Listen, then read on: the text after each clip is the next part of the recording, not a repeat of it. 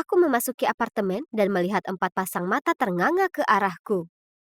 Tunggu dulu, aku kenal Eric dan Philip dari kelas matematikaku. Dan cewek yang saat ini menatapku dengan sombong sambil memutar-mutar rambutnya di jarinya adalah Jessica.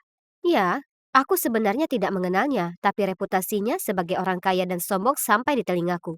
Lalu yang terakhir, apakah anak Imo itu? Siapa namanya lagi? Memutuskan untuk memecah keheningan yang tidak nyaman ini, aku berkata, "Oh, hey, jadi kalian juga kena scores?" Tidak ada yang menjawab, meskipun mereka pasti sudah mendengarku. Wah, oke. Suasana ini tegang. Dan kupikir akulah yang selalu canggung. Sejujurnya, aku bahkan tidak tahu kenapa aku harus melakukan skorsing aneh ini. Yang aku lakukan hanyalah secara tidak sengaja dan dengan buruknya melemparkan dodgeball ke wajah guru olahraga itu. Lalu ketika aku hendak meminta maaf, lidahku terpeleset. Tapi, bukankah kamu seharusnya yang paling ahli karena kamu adalah guru olahraga itu? Aku bergumam. Tentu saja dia sangat marah. Jadi aku berakhir di kantor kepala sekolah dan dia memberikanku selembar kertas dengan alamat apartemen di atasnya dan berkata, "Pergi ke sini untuk skorsimu. Kamu akan tinggal di sini sampai kamu menyadari kesalahanmu." Hah? Instruksi tidak spesifik seperti apa yang dimaksud? Sebelum aku sempat menanyakannya lagi, dia mengusirku dari kantornya. Sekarang, disinilah aku di apartemen acak ini bersama anak-anak yang tidak banyak bicara ini. Saat aku melihat mereka, tentu aku tanya apa yang mereka lakukan hingga bisa sampai di sini. Apalagi karena Erik adalah murid yang berprestasi. Apakah dia melakukan kesalahan di klub catur atau semacamnya? Kami terus menatap satu sama lain dalam keheningan. Tapi kemudian pintu terbuka dan cewek yang masuk ke dalam adalah Gabriel. Cewek tomboy yang riang di sekolah kami. Dia mencibir. "Selamat malam, sayang. Hebat. Sekarang aku terjebak berbagi tempat tinggal dengan seorang cewek yang melakukan lucuan seperti mengelap tisu toilet ke mobil kepala sekolah dan memenuhi laboratorium biologi dengan katak hidup. Tapi, sungguh, bagaimana kita bisa sampai di sini? Ayo kita lihat ada siapa saja di sini." Gabriel menggosok tangannya sambil berjalan berkeliling dan menatap kami. "Putri Jessica? Aduh, kok bisa?" Dia mengangkat alisnya dan menyeringai dengan sinis.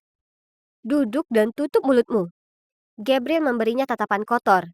"Ini bukan bola basket. Kamu bukan kapten di sini, dasar." Lalu dia menghampirinya. Eric pucat. Jessica memutar matanya. Dan si bocah emo? Ya, dia sibuk membuat sketsa sesuatu dan jelas-jelas memilih untuk mengabaikan keberadaan kami. Kami baru berada di sini kurang dari 1 jam.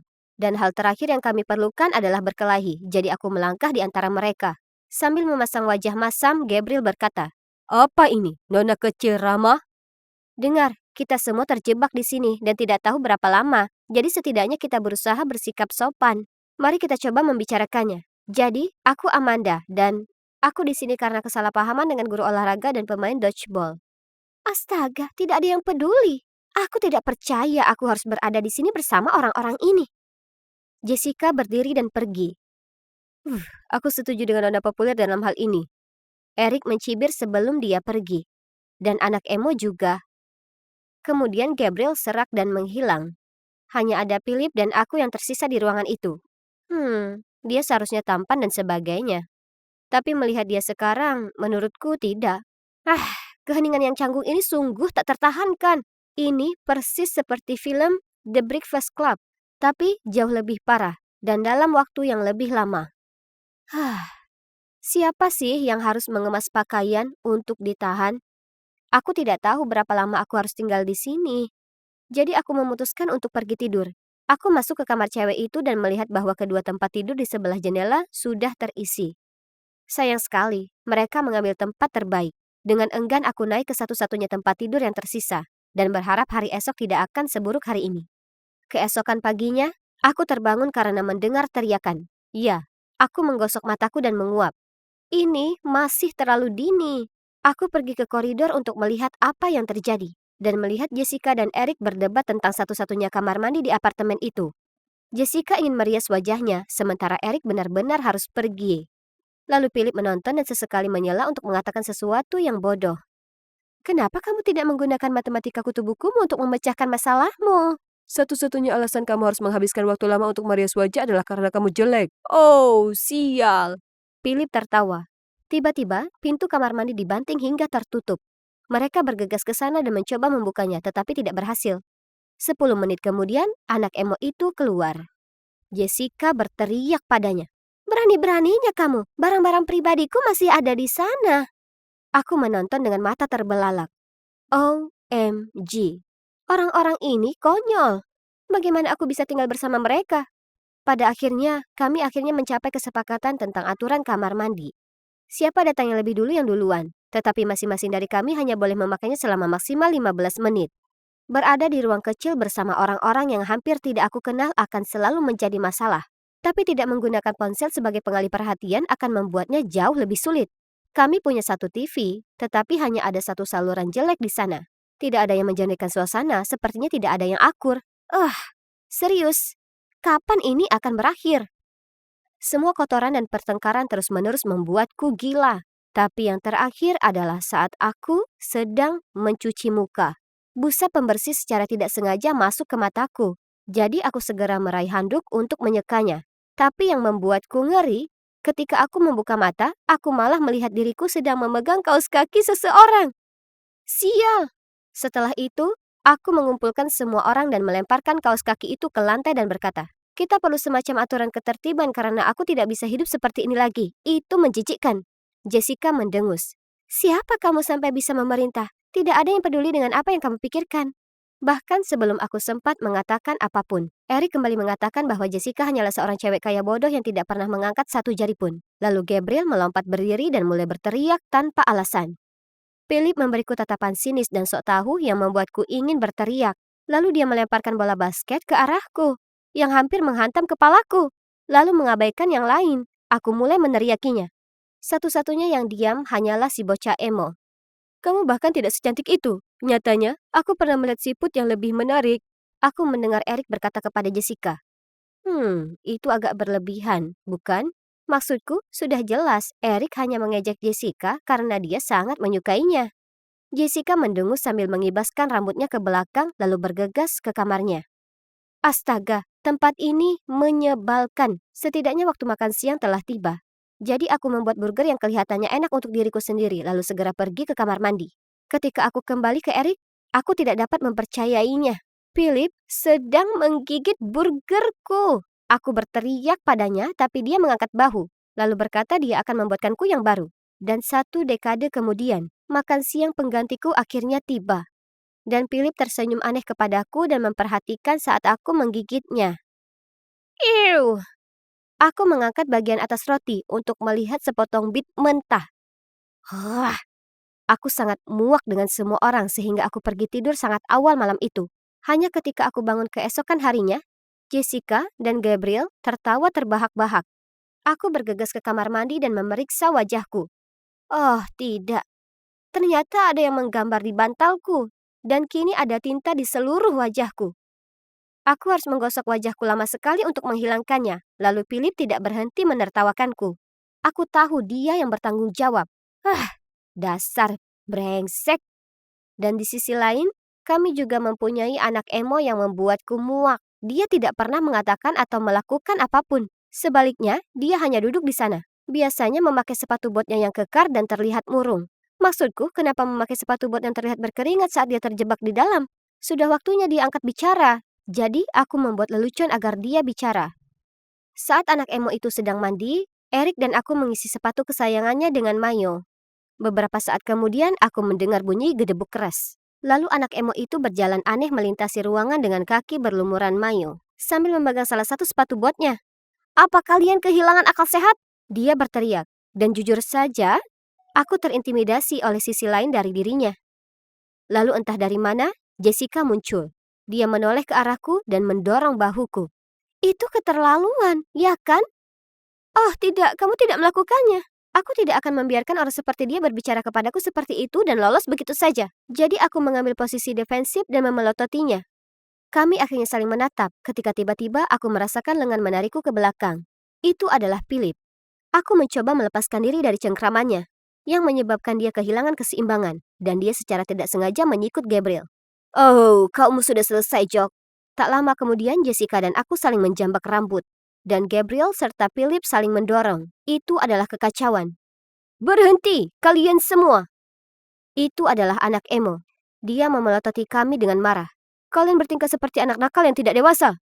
Ya, itu tidak terduga.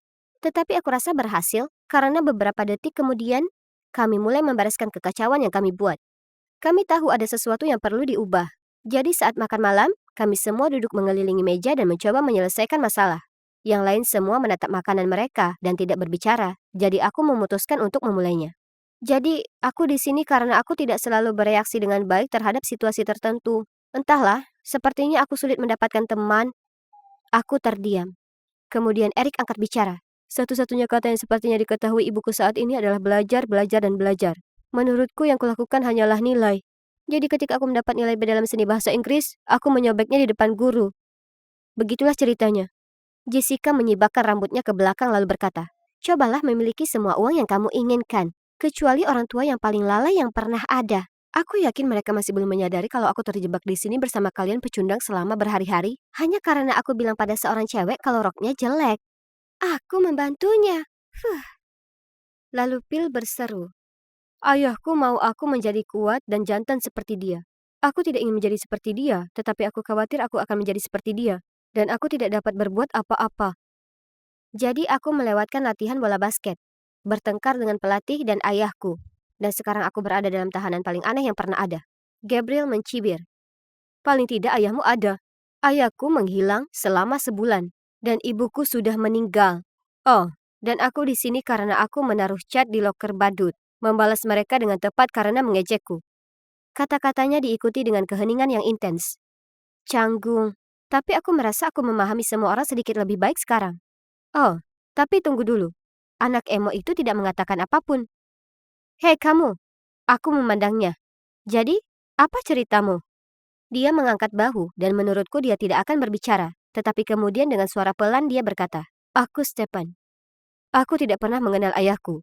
Ibuku tidak ada jadi aku tinggal bersama kakek dan nenekku. Aku di sini karena aku mengabaikan kepala sekolah. Tetapi hanya karena aku sedang memakai earphone. Oh, gumamku. Dengar, aku minta maaf soal sepatu buatmu. Akan kubantu membersihkannya kalau kamu mau. Stephen mengangguk. Jessica benar. Aku agak kasar padanya. Kemudian Erik memberikan senyuman canggung dan berkata, Jessica, aku tahu aku telah bersikap brengsek padamu. Tapi itu hanya karena aku menyukaimu. Jessica tidak bergeming. Dia masih terus mengamati kukunya. Mungkin karena jatuh cinta pada cowok sudah menjadi bagian dari rutinitas hariannya. Ya, aku mungkin juga menyukai seseorang. Phil merentangkan tangannya ke belakang kursinya. Sepertinya aku suka menyembunyikannya. Dia menatap langsung ke arahku. Aku merasa diriku tersipu. Dan ada perasaan berdebar aneh di perutku. Tapi kenapa? Jantungku mulai berdebar kencang. Sekarang apa yang harus aku lakukan? Kembali lagi bersamaku, Amanda. Dan ya, kalian bisa menebaknya. Aku masih terjebak di apartemen bersama anak-anak yang menyebalkan ini. Ini jelas merupakan skorsing paling aneh yang pernah ada. Tak satu pun dari kami yang tahu berapa lama kami akan terjebak di sini. Oh ya, setidaknya kami tidak kelaparan. Karena setiap 3 hari, tas raksasa berisi bahan makanan akan muncul di ambang pintu. Karena kami tidak bisa keluar dari sana. Segalanya menjadi tidak canggung sejak kami duduk dan saling mengobrol. Meski begitu, Erik berubah dari sikap brengsek ke Jessica jadi selalu mengikutinya kemana-mana seperti anak anjing yang sedang mabuk cinta. Contohnya pagi ini, karena dia memberikan sepotong roti panggang untuknya yang sudah dia potong menjadi bentuk hati. Dia memutar matanya sambil mendorong piringnya menjauh. Sadar diri dasar kutu buku, aku tidak menyukaimu. Dia menggigit roti panggangnya, lalu di sela-sela mengunyahnya berkata, kamu akan segera berubah pikiran, aku sin 2X dan kamu cos 2X. Jadi bersama-sama, kita jadi satu. Harus kuakui, melihat Erik mencoba dan gagal memenangkan hati Jessica sungguh lucu. Namun sayangnya, aku mempunyai masalah pribadi yang harus kutangani. Philip, dia tidak membuatku marah lagi. Sebaliknya, dia bersikap baik padaku. Dia bahkan meminjamkanku hoodie-nya setelah aku menumpahkan selai ke hoodieku. Versi dirinya yang baik ini akan membutuhkan waktu untuk membiasakan diri. Sekarang kami hanya membutuhkan Gabriel dan Stephen untuk menjadi pasangan dan segalanya akan menjadi lebih menarik. Tapi mereka jarang saling memandang. Beruntungnya mereka, karena Philip benar-benar mulai menggangguku. Percayakah kalian kalau dia benar-benar menyemprot kaos favoritku dengan aftershave-nya? Itu membuatku bersin. Asyim! Jadi, aku menyerbu ke ruang tamu dan dia sedang menceritakan lelucon yang tidak menyenangkan kepada Erik. Kulemparkan kaosku ke arahnya lalu berteriak, "Berhenti bersikap aneh! Ini kelewatan!" Dia hanya memberiku senyuman manis dan menjawab, "Itulah sebabnya aku selalu ada di pikiranmu." Aku sedang tidak mood untuk melakukan ini. Jadi aku kembali ke kamarku dan mengurung diri di sana sepanjang hari itu. Apartemen ini terlalu gila. Aku hanya ingin pulang. Perutku mulai keroncongan. Jadi dengan enggan aku meninggalkan ruangan untuk mengambil camilan. Apa? Jessica sedang menyuapi sereal ke Philip. Eric sedang merajuk di sudut ruangan. Dan Gabriel menirukan tindakan Jessica bersama Stefan, yang kini menumpahkan sereal ke seluruh wajahnya.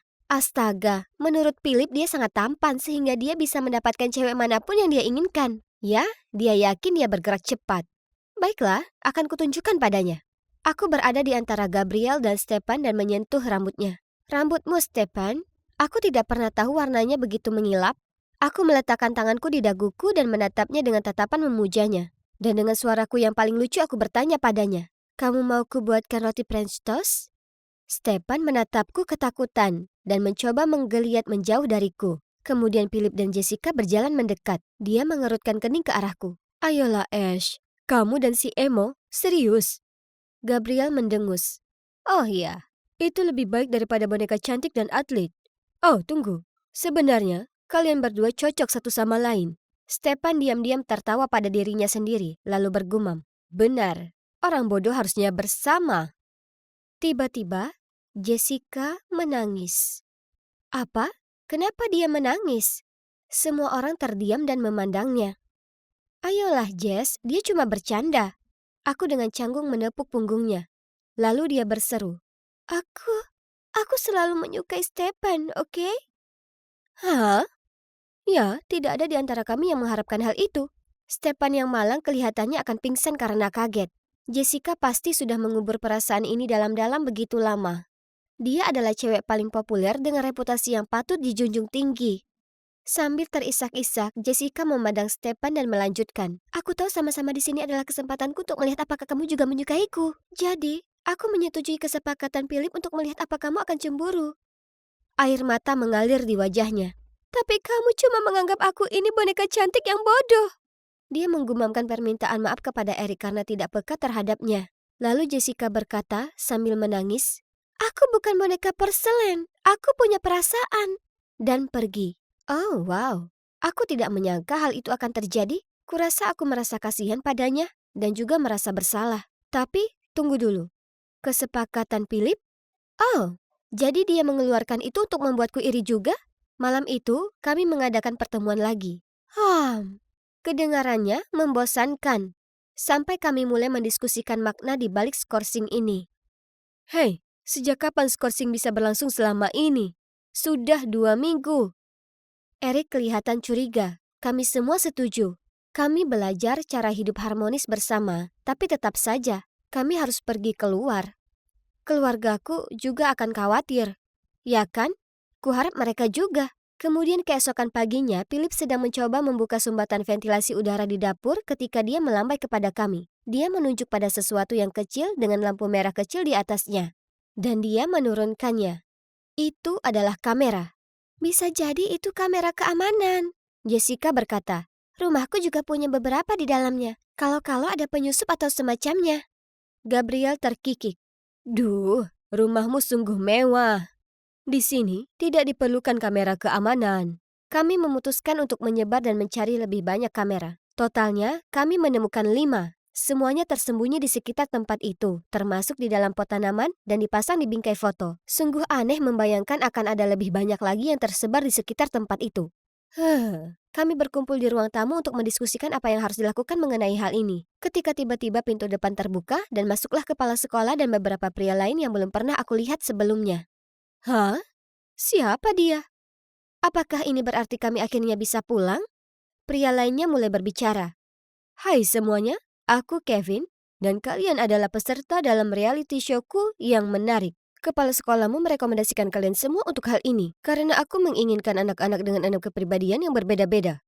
Gabriel berdiri dan berteriak. Apa? Apa ini serius? Aku menambahkan. Tidak mungkin orang tuaku menyetujui hal ini. Ya, kepala sekolah menyeringai. Mereka menandatangani dokumen itu. Mereka semua mengira kalian sedang ada di kamp pelatihan. Kevin menambahkan. Teruskan kerja bagus kalian. Pemirsa menyukai semua drama dan sikap ini. Jessica berteriak. Kamu tidak boleh melakukan ini. Ini tidak benar. Kami akan menahanmu di sini lebih lama lagi untuk melihat bagaimana proyek ini berjalan. Jangan khawatir, kalian semua akan mendapat beasiswa setelah ini. Asalkan kalian bekerja sama. Kami menyaksikan mereka mengambil kamera yang kami temukan. Dan ya, kalian bisa menebaknya. Mereka mengunci pintu di belakangnya. Kemudian kami berkumpul di dapur yang tidak memiliki kamera dan berbisik tentang apa yang harus kami lakukan selanjutnya.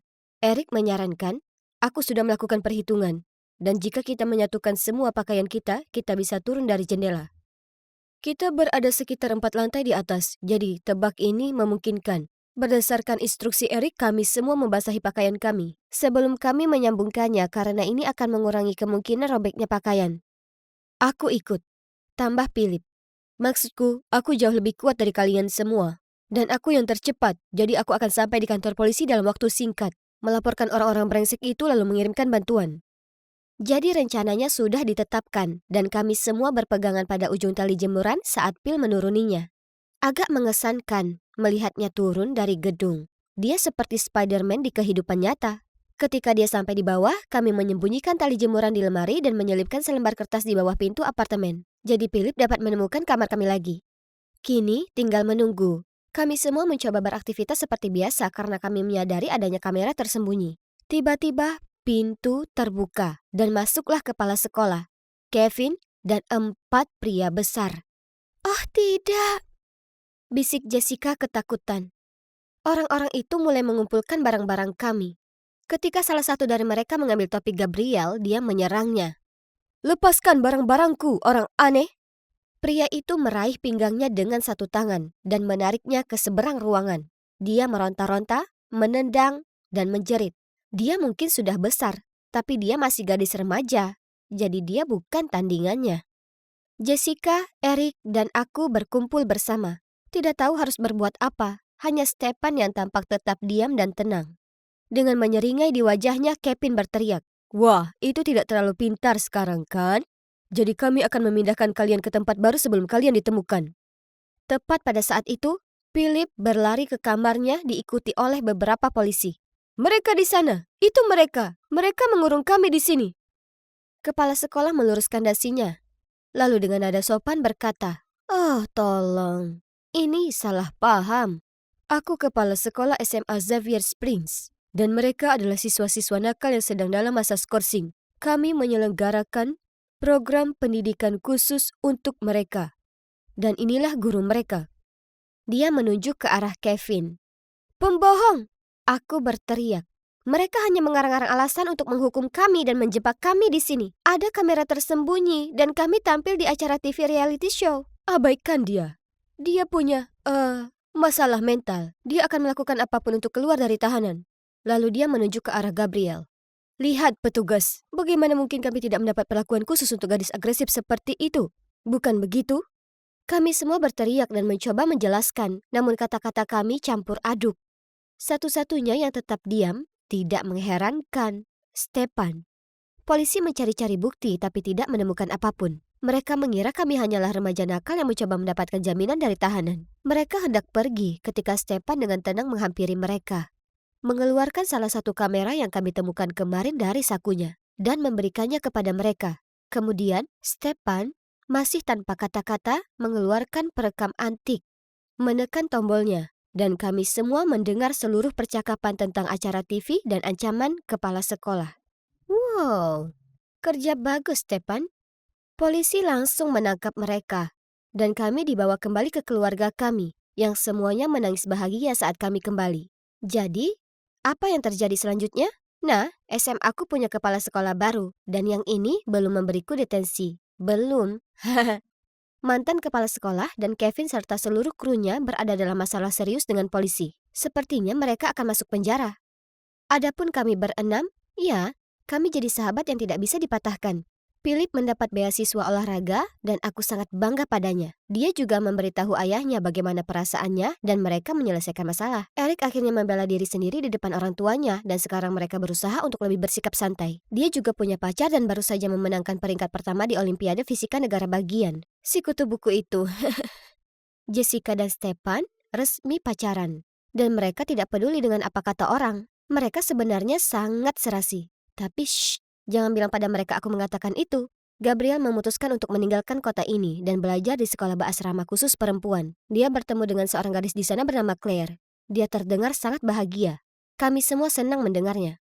Jadi, menurutku si Nona Galak punya sisi lembutnya.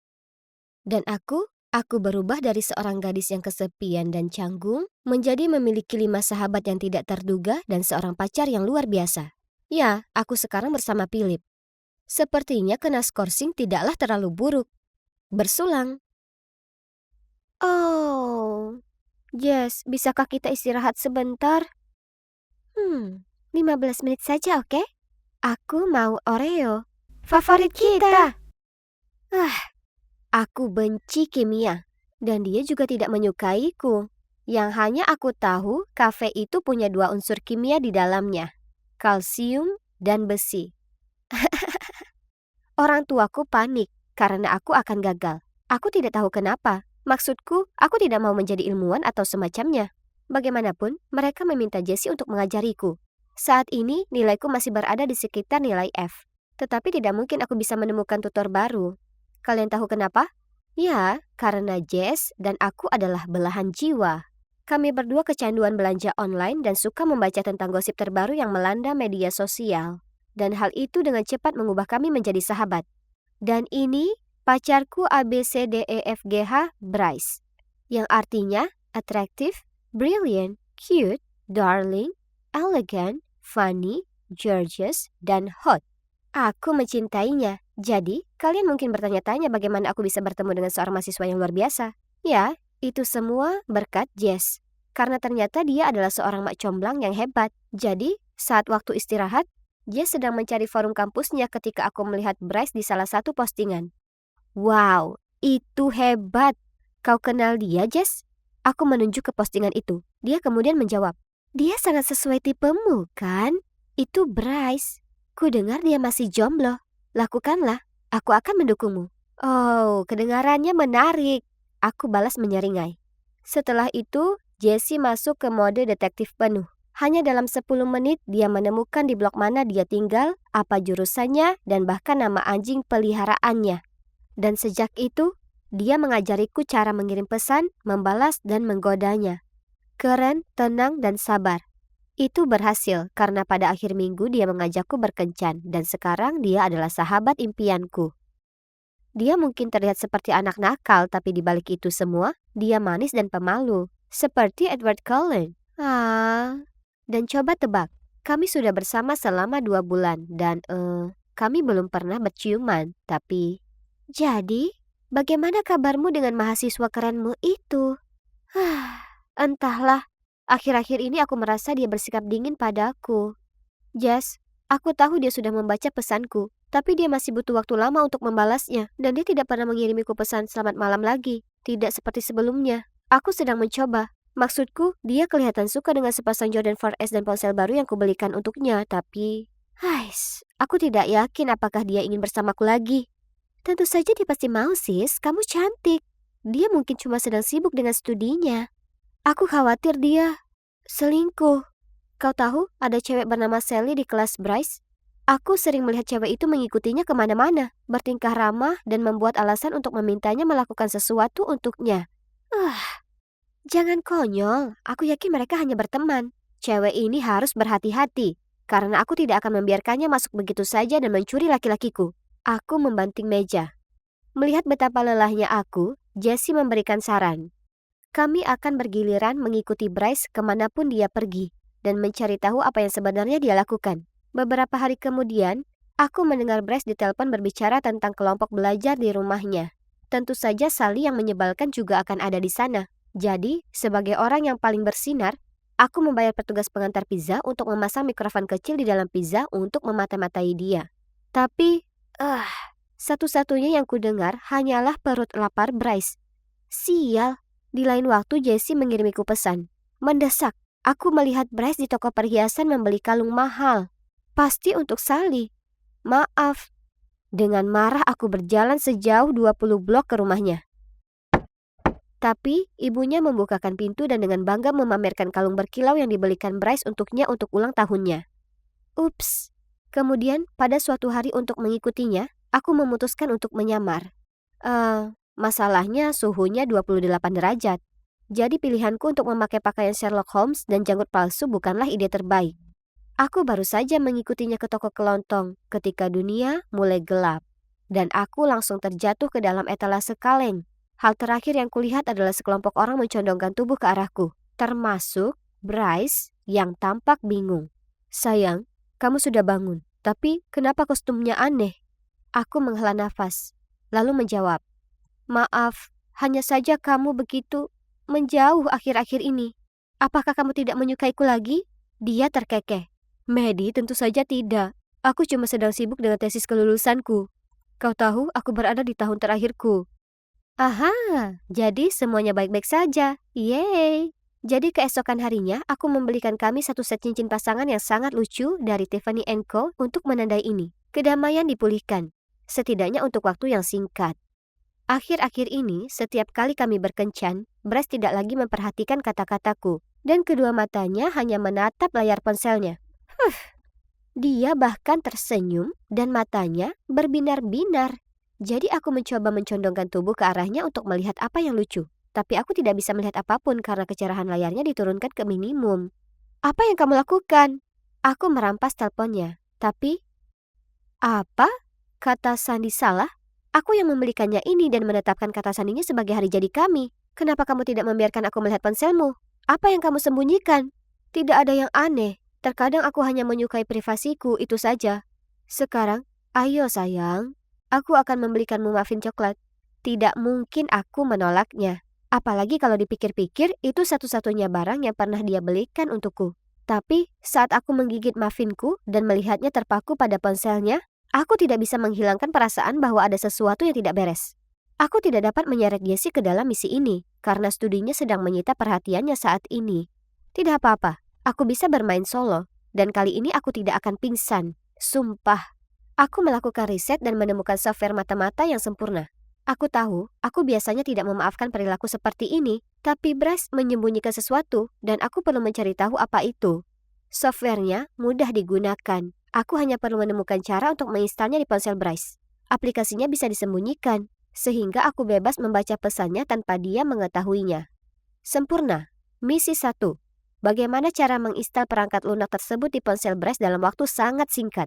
Ini bukan tugas yang mudah, karena Bryce sangat terobsesi dengan ponselnya. Dia bahkan tidur dengan ponsel itu. Pada beberapa kesempatan, dia menjauh darinya, tapi itu maksimal beberapa menit. Artinya, aku harus bergerak cepat. Aku membutuhkan waktu seharian penuh untuk berlatih untuk mencapai batas waktu 3 menit. Aku mencobanya berulang kali pada 4 ponsel berbeda, dan pada waktu berbeda dalam sehari, untuk memastikannya berfungsi dalam keadaan apapun. Pada akhirnya, aku tidak bisa menekuk jariku. Aduh, misi 1 selesai.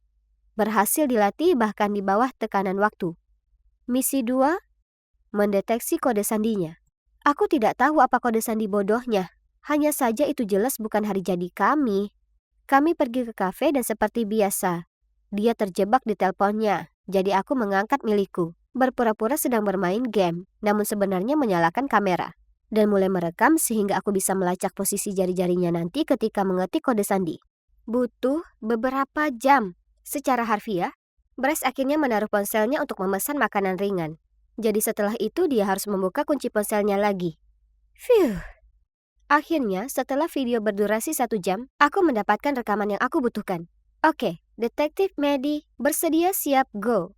Aku menonton ulang video tersebut dan mulai menganalisisnya segera setelah aku tiba di rumah. Aku menatap layar dengan mata mengikuti gerakan tangan Bryce. Dia bisa saja cepat, tapi sayang, pacarmu sudah selangkah lebih maju. Tidak butuh waktu lama sampai aku menemukan angkanya. Mudah sekali. Misi 3. Aksi. Apa cara yang lebih baik selain piknik yang menyenangkan untuk menyelesaikan misiku? Dan seperti yang diharapkan, Bryce hanya duduk di sana, ponsel di tangan sepanjang waktu. Aku bahkan tidak yakin lagi bagaimana aku bisa melaksanakan tugas itu. Tapi aku berkata pada diriku sendiri, waktunya pasti akan tiba. Setelah beberapa jam, dia merasa bosan setengah mati. Dan bahkan tanpa menatapku, dia menggerutu. Sayang, ayo kita pulang. Aku langsung berteriak. Tidak, tidak sampai. Maksudku, enak sekali di sini. Aku mau bersama lebih lama lagi. Kamu tidur siang saja. Baiklah, bangunkan aku jika kamu sudah siap pulang. Aku menunggu dengan sabar hingga dia tertidur. Dia mengeluarkan suara dengkuran ringan. Lucu. Aku sangat gugup. Aku menggigit bibir bawahku sendiri saat aku dengan lembut mengeluarkan ponselnya dari sakunya. Lalu aku memunggungi dia dan mengetikkan kode sandi dengan tanganku yang gemetar. Dan aku masuk. Aku sangat senang sampai aku hampir lupa dan berteriak. Aku melakukan semuanya dalam waktu singkat. Tapi dia tiba-tiba berbalik.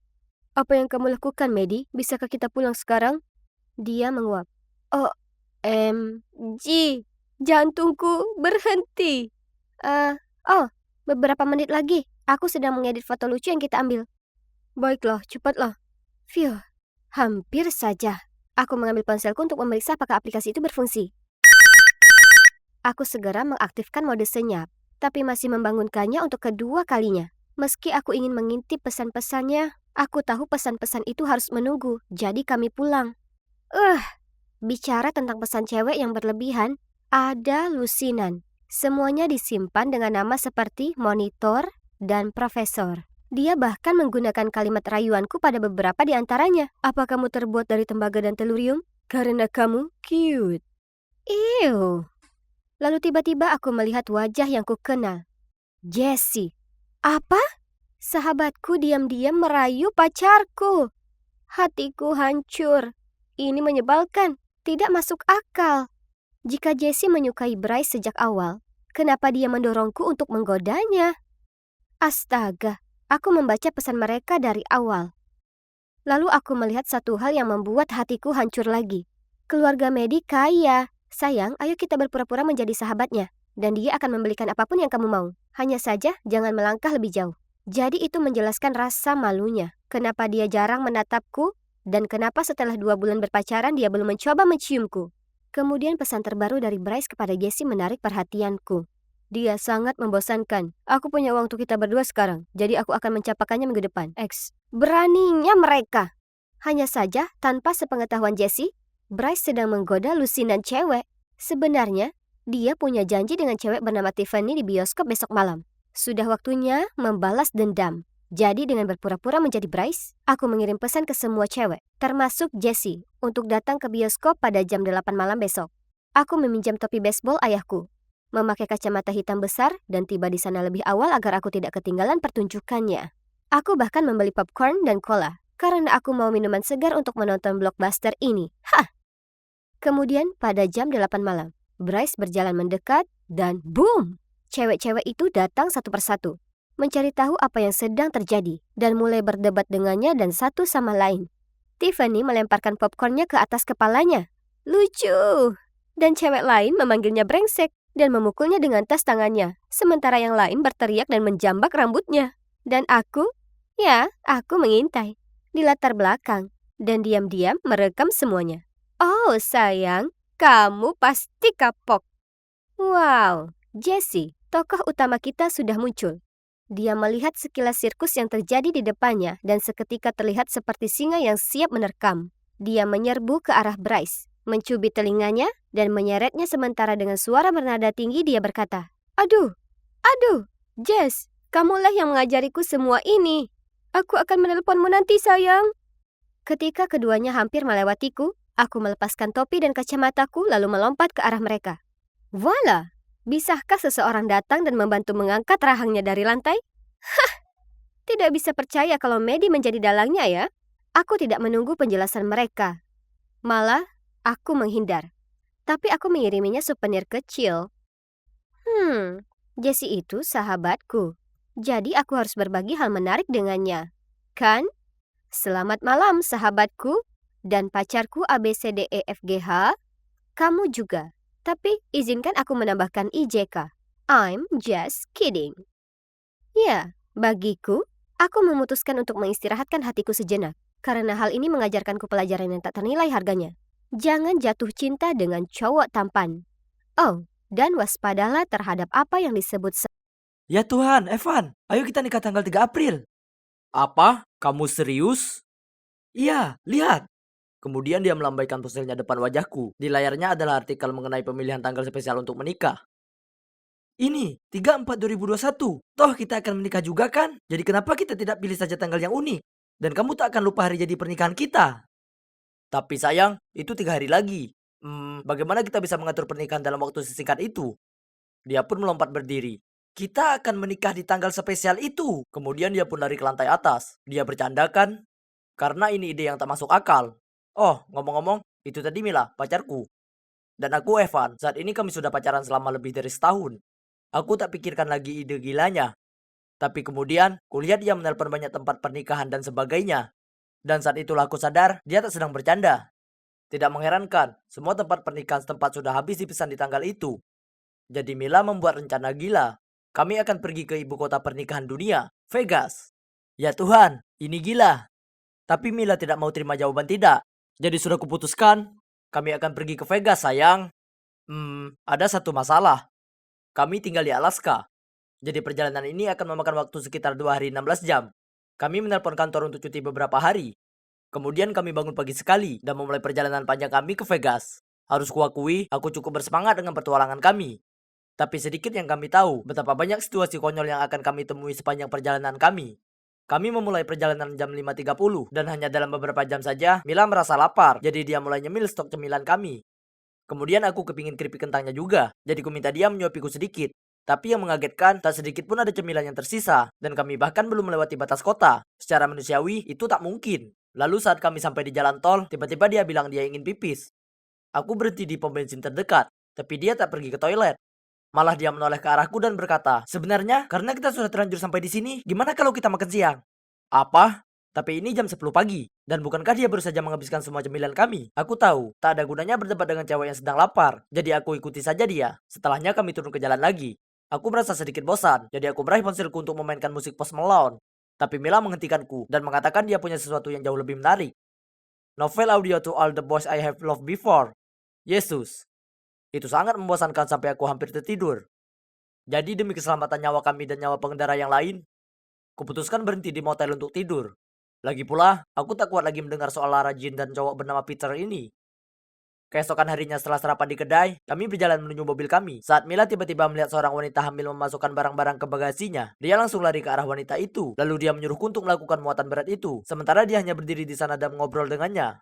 Tiba-tiba, wanita itu menyentuh perutnya dan berkata dia merasa tidak enak. Ya Tuhan, jangan bilang dia akan. Ya ampun, ketubannya pecah. Cepat, kita harus membawanya masuk ke mobilmu, lalu pergi ke rumah sakit. Mobilku? Bagaimana kalau bayinya keluar? Tapi Mila tak mendengarkan dan sudah membantu wanita itu masuk ke kursi belakang. Ya Tuhan, kuharap bayinya tak segera keluar. Kalau tidak aku harus membakar mobilku. Biar aku yang menyetir, kau duduk di belakang dengannya. Suaminya tak ada di sini, jadi dia memerlukan laki-laki untuk dukungan emosional. Apa? Itu terdengar aneh, tapi tak ada waktu untuk berdebat. Wanita itu mulai menjerit kesakitan. Aku berusaha menenangkannya dengan menyuruhnya menarik napas dan mengeluarkannya, tapi dia hanya berteriak, "Diam kau!" Kemudian dia memegang tanganku dan meremasnya kencang sekali. Ya Tuhan, dia hendak mematahkan jemariku seperti tusuk gigi. Rasanya sakit sekali sampai aku mulai ikut menjerit bersamanya. Syukurlah kami mengantar wanita itu sampai di rumah sakit tepat waktu. Aku tak bisa bayangkan apa yang akan terjadi pada tangan dan mobilku jika bayi itu lahir lebih cepat. Jadi perjalanan pun berlanjut. Saat kami berkendara melalui Fort Nelson, kulihat seorang pria memegang papan yang isinya meminta tumpangan ke pom bensin terdekat. Tentu saja, kuabaikan pria itu dan ingin melewatinya. Tapi cewekku Mila ini rupanya tak bisa mengesampingkan hal itu. Dia membuatku menghentikan mobil dan dengan hangat menerimanya masuk mobil kami. Itu sangat menjengkelkan. Sementara aku mengemudi, aku mencium bau yang sangat busuk. Ya Tuhan, baunya sangat tak enak sampai aku tak bisa bernapas. Ini pasti pria ini. Aku melempar pandang marah ke Mila, tapi dia hanya balas memberiku senyum rasa bersalah. Ya, paling tidak dia harus ikut menderita.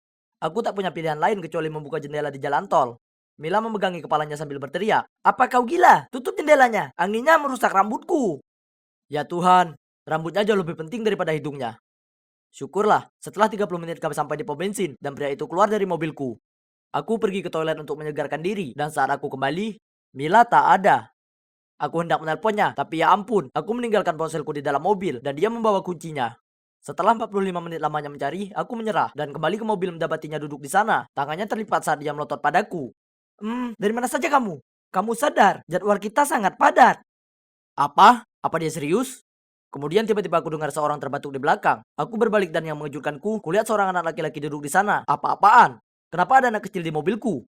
Mila menjelaskan kalau bos sekolahnya meninggalkannya, dan kami perlu mengantarnya ke lokasi perkemahannya. Tidak lagi, Mila. Kenapa dia harus selalu jadi malaikat kecil baik hati, yang tak bisa menahan diri harus menolong semua orang? Tapi ya Tuhan, sekarang ini bukan waktunya untuk jadi Charles Angels dan selamatkan anak kecil itu. Aku memberitahunya itu, dan dia langsung menuduhku tak punya hati, kejam, dan lainnya. Yesus, itu adalah orang ketiga yang kuberi tumpangan gratis hari ini. Aku mengemudi ke lokasi perkemahan, anak itu tiba-tiba merasa mual. Aku berteriak padanya untuk menahannya karena kami sedang di jalan tol dan tak mungkin untuk berhenti. Tapi dia mulai mengeluarkan suara muntah. Mila pun panik, jadi dia mengambil sesuatu dan menyuruh anak itu muntah di sana. Setelah aku menemukan tempat berhenti, aku berbalik dan melihat kalau Mila membuang semua barangku keluar dan menggunakan tas ransel Nike-ku yang berharga jadi kantung muntah. Cukup, aku sudah muak. Jadi aku berteriak ke anak itu, keluar dari mobilku. Dia jadi ketakutan sampai-sampai dia lari keluar dan mulai menangis kencang.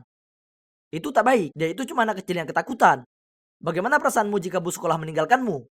Oke, mungkin aku sedikit terlalu kasar pada anak itu. Kau tak bisa salahkan aku. Beberapa hari yang panjang terlewati, dan itu adalah tas kesukaanku. Tapi tetap saja, aku keluar untuk menenangkan anak itu. Hei, tolong jangan nangis. Aku minta maaf ya untuk tadi. Aku tak bermaksud membentakmu. Aku cuma benar-benar lelah mengemudi. Anak itu berhenti menangis, tapi masih terlihat sangat takut padaku. Jadi aku berkata, hei, kalau kau memberiku senyuman, aku janji membelikanmu permen nanti. Dia segera tersenyum dan memelukku. Oh, hebat. Aku yakin Mila tak mengelap bersih mulutnya setelah muntah. Karena aku dapat noda muntahan di kaosku. Tapi ya, pelukan itu terasa menyenangkan. Kami mengantar anak tersebut, dan gurunya sangat berterima kasih. Tapi karena semua yang sudah kami lalui hari ini, tak mungkin kami bisa beristirahat di motel, dan sampai tepat waktu di Vegas. Jadi satu-satunya pilihan adalah berkendara sepanjang malam. Jadi Mila mengambil alih kemudi, supaya aku bisa tidur sejenak. Suara klakson mengagetkanku, dan aku pun duduk, dan melihat kalau kami melaju selambat siput. Mila, ada masalah apa? Kau mengemudi lebih lambat daripada nenekku. Kurasa kita tersesat. Apa? Kenapa dia tak bangunkan aku? Kemudian, oh tidak, kami tiba-tiba mendengar suara sirene polisi. Dan coba tebak kenapa kami disuruh menepi. Ya, karena mengemudi terlalu lambat di zona 60 mil per jam. Ya Tuhan, aku kebingungan. Tapi Mila menengok padaku dan berkata, diam saja, dan aku yang akan bicara. Dia membuka jendela dan mulai berbicara dengan cara yang aneh. Hai Pak Petugas, apa aku melakukan kesalahan? Bisa saya lihat SIM Anda? Oh ya, tentu saja. Ini dia, Pak Good Looking. Itu Goodlon. Oh maaf, saya salah. Tolong jangan lihat foto saya. Rambut saya sedang jelek waktu foto itu diambil. Oh ya Tuhan, apa dia sungguh sedang menggoda polisi ini? Dia melihat SIM-nya dengan wajah cemberut. Oh tidak, kami akan berakhir ditahan. Sebenarnya Nona Forster, kurasa Anda terlihat cantik di foto ini. Kali ini saya akan memberi Anda peringatan, tetapi tolong lebih berhati-hati. Mengemudi dengan kecepatan 20 di zona 60 mil per jam lebih berbahaya daripada kedengarannya. Hah? Oh ya Tuhan, terima kasih banyak. Ini pasti hari keberuntunganku. Aku diberhentikan oleh petugas yang tidak hanya tampan, tapi juga baik hati. Jika aku tak menikah besok, aku pasti akan meminta nomor Anda. Ya Tuhan, kurasa dia paham. Setelah itu, aku tak bicara padanya semalaman. Bisa-bisanya dia menggoda pria lain tepat di depanku. Dan sekarang kami punya kurang dari 16 jam ke Vegas dan menikah. Jadi kami cepat-cepat sarapan di kedai lalu terus mengemudi. Sisi positifnya, kami akhirnya menyeberangi perbatasan Kanada. Kami berada di Montana. Kemudian Mila menengok ke arahku dan menggerutu. Asal kau tahu, kau lupa menutup jendelanya lagi. Sesuatu bisa saja merayap masuk sementara kita di kedai tadi. Hah? Apa dia serius? Aku tak punya waktu atau kesabaran untuk ini, jadi aku mengangguk saja dan membiarkannya. Kami duduk dalam keheningan, tapi tiba-tiba aku mendengar ada yang mencicit. Mungkin itu Mila. Ya ampun, pasti ada sesuatu dalam mobilku. Aku menepi dan menengok tempat duduk belakang, dan melihat seekor sigung melompat ke arahku. Kami berdua berteriak dan keluar dari mobil. Saat sedang kupikirkan cara menyingkirkannya, Mila tiba-tiba menunjuk. Apa kau sadar mobilnya meluncur menuruni bukit itu? Aku berbalik dan mobil itu beneran meluncur. Aku pasti lupa menarik rem tangan. Kami mengejar mobil itu, tapi untungnya mobil itu meluncur ke hamparan lumpur. Aku melongok ke dalam dan paling tidak sigungnya sudah tak ada. Aku mencoba mengemudikan mobil itu, tapi mobilnya mengeluarkan suara mengerikan dan sepertinya makin tenggelam ke lumpur. Jadi aku keluar untuk mendorong mobil itu dan Mila pindah ke kursi pengemudi. Tapi kemudian lumpur mencerai kemana-mana. Dan kataku kemana-mana itu, maksudku ke semua tempat. Aku memintanya berhenti, tapi coba tebak. Dia tak mendengarkanku karena musik yang harus diputarnya tak dapat dipercaya. Sementara di sinilah aku berlumuran kotoran. Tapi ya, meski musiknya sangat mengganggu, lagu Blinding Lights dari The Weeknd cukup menyemangatiku dan membuatku mampu mendorong mobil itu sekuat tenaga. Dan yes, aku keluar dari lumpur. Aku lelah, kotor, lapar, dan hanya ingin sampai ke Vegas dengan utuh. Apa itu terlalu banyak untuk diminta? Kurasa Tuhan mendengarkan doaku karena kami sampai juga ke Las Vegas. Dan itu jam 11.30 malam. Aku punya waktu 10 menit untuk mandi dan ganti baju. Tapi Mila memaksa agar kami langsung menuju kapel. Ya Tuhan Mila, aku terlihat seperti baru saja bergulat dengan John Cena di kubangan lumpur. Kami berlari menuju bagian resepsionis saat kulihat jam tanganku menunjukkan pukul 11.45. Ya Tuhan, aku tak percaya kami berhasil. 3 hari berlalu, rasanya seperti 3 bulan. Hai, sekarang tanggal 3 April dan kami di sini untuk menikah. Resepsionis itu mengurut pada kami lalu berkata, "Maaf sayang, tapi sekarang tanggal 4." Kemudian dia menunjuk ke jam kalender di mejanya. Hah? Apa kita melewati waktu atau bagaimana? Kemudian aku tersadar. Nevada itu 1 jam lebih awal dari Alaska. Ya Tuhan, kami benar-benar lupa soal itu. Ini sudah tanggal 4 April. Mila terlihat terpukul, dan aku merasa agak kecewa juga soal itu. Tapi jika aku sungguhan jadi mempelai pria dengan penampilan berlumpuran ini, aku tak akan pernah berani melihat foto pernikahanku selamanya. Terlebih lagi, setelah semua yang kulalui di perjalanan ini, kurasa yang terbaik adalah saling mengenal lebih jauh sebelum kami menikah. Aku sudah cukup bahagia dengan apa yang kami miliki sekarang. Tak perlu terburu-buru, ya kan? Aduh, kepalaku rasanya seperti baru saja dipukul batu bata. Kenapa ruangannya sangat terang? Dan bunyi bip monoton apa itu? Apa ini rumah sakit? Kugunakan semua tenagaku menegakkan diri ke posisi duduk. Kemudian seorang perawat masuk ke ruangan. Saya, ke, kenapa saya di sini? Aku tergagap kebingungan. Dia tersenyum padaku dan menjawab, "Oh, Anda sudah bangun. Sungguh suatu keajaiban. Baik Anda dan bayi Anda sekarang dalam kondisi baik-baik saja." Hah? Apa sebenarnya yang dia bicarakan? Wajahku sudah pasti menyeratkan itu karena senyumnya menghilang. Sayang, Anda mengalami kecelakaan dan kehilangan banyak darah. Anda dalam kondisi koma sebulan lalu. Dan karena Anda hamil, ada kekhawatiran kalau Anda berdua tak akan selamat. Tapi sekarang semuanya baik-baik saja. Apa? Aku sudah tertidur sebulan lamanya? Cemas, aku bertanya padanya. Orang tuaku? Di mana mereka? Oh, mereka sangat sibuk jadi mereka meminta kami menjaga Anda. Katanya sembari menepuk-nepuk bantalku. Ah iya, itu kedengarannya benar karena orang tuaku selalu sibuk. Mereka benci buang-buang waktu mereka, terutama untukku. Kuletakkan tanganku di perutku yang membuncit dan berusaha mengingat kecelakaan. Tapi kenapa aku tak bisa mengingatnya? Dipikir-pikir, aku bahkan tak ingat siapa ayahnya. Rasa sakit yang tajam menusuk kepalaku, jadi aku mencengkramnya dengan kedua tangan. Lalu aku menjerit memanggil perawat. Kenapa aku tak bisa mengingat apapun? Melihat hal ini, suster segera bergegas pergi mencari dokter. Tes dijalankan dan coba tebak. Ternyata aku mengalami hilang ingatan jangka pendek. Hari-hari berikutnya, di ranjang rumah sakit, aku tak punya kegiatan lain selain berpikir. Akhirnya sebuah memori datang padaku, yaitu aku dan sahabatku Cecilia. Ada musik Natal dimainkan dan kami cekikikan saat sedang menyiapkan kue kering berbalut wasabi untuk mengerjai teman-teman kami. Sekarang sudah musim panas? Itu artinya aku sudah lulus. Tiba-tiba ku dengar langkah kaki itu. Itu Cecilia. Di ambang pintu dengan buket bunga matahari yang besar sekali. Bahkan tak bisa kujelaskan betapa senangnya bertemu dengannya. Kami berpelukan mungkin ratusan kali. Kemudian tak mampu membendung kesabaranku, penuh semangat aku langsung bertanya. Sekarang tolong beritahu aku semuanya. Kenapa aku kecelakaan? Dan siapa ayah bayi itu? Maksudku, dia adalah sahabatku. Jadi kalau ada yang tahu soal apapun, tebakanku pastilah dia, ya kan? Tapi aku kecewa. Dia hanya menggeleng. Maaf Dora, aku tak tahu apapun soal kecelakaan itu. Tapi ayahnya kemungkinan si Louis. Aku pun berseru kaget. Apa? Louis si kutu buku Star Wars dari kelas matematika? Jadi, ternyata Louis dan aku sudah saling cinta sejak lama. Dia juga bilang dia sempat kaget awalnya ketika cewek pemberontak sepertiku jatuh hati ke murid dengan nilai A sepertinya. Louis? Sungguh? Aku dan Louis? Kalau begitu, lalu kenapa dia belum menjengukku?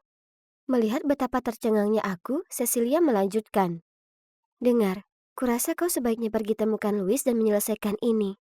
Jadi, segera setelah aku diperbolehkan pulang dari rumah sakit, aku pergi ke rumah Louis. Dia membuka pintu dan memberiku tatapan tidak suka. Apa maumu? Kita sudah putus, sudah lama sekali. Kemudian dia membanting pintu di depan wajahku. Ini sangat membingungkan dan menjengkelkan. Dia alasan kenapa aku tak bisa pakai celana panjang kesukaanku. Dia perlu bersikap dewasa. Jadi, aku kembali ke rumahnya keesokan harinya. Bersikeras akan mendapat jawaban. Hanya ibunya yang membuka pintunya dan mengatakan kalau dia sedang kuliah. Aku berkendara ke sana dan melihatnya jalan menyeberang kampus. Geram, kuhampiri dia dan kucengkram lengannya. Louis, jika kau menjauh dariku lagi, aku bersumpah aku akan teriak. Dia terlihat sangat tak nyaman, tapi tak punya pilihan lain selain mengikutiku ke kedai kopi terdekat. Awalnya, keheningan itu rasanya canggung. Aku tak bisa berhenti menatap kemeja menjijikkan yang dipakainya. Apa yang pada kulihat pada cowok ini? Tapi kemudian dia bicara. Bicara saja, aku ada tugas penting yang harus diselesaikan besok. Kuhantamkan kepalan tanganku ke meja dan berteriak. Aku hamil, dan itu anakmu. Apa? Tak mungkin. Matanya terbelalak.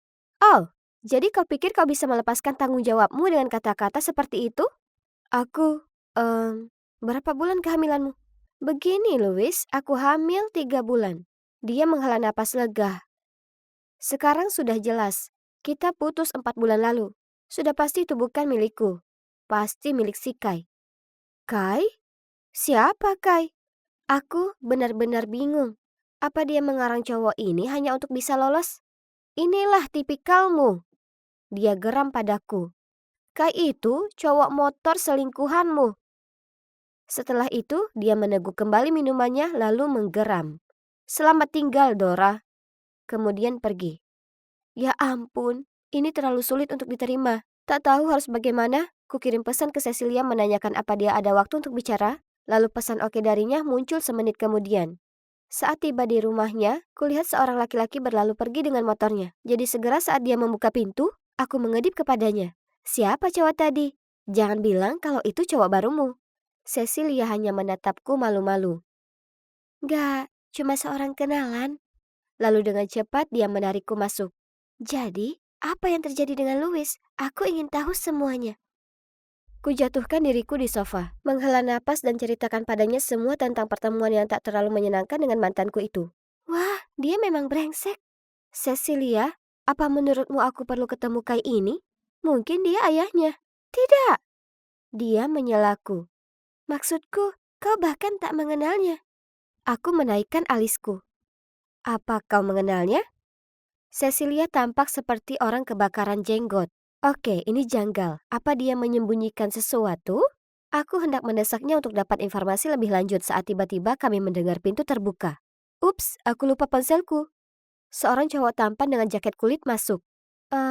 Apa dia cowok yang kulihat keluar tadi? Kemudian dia memberiku tatapan kebingungan.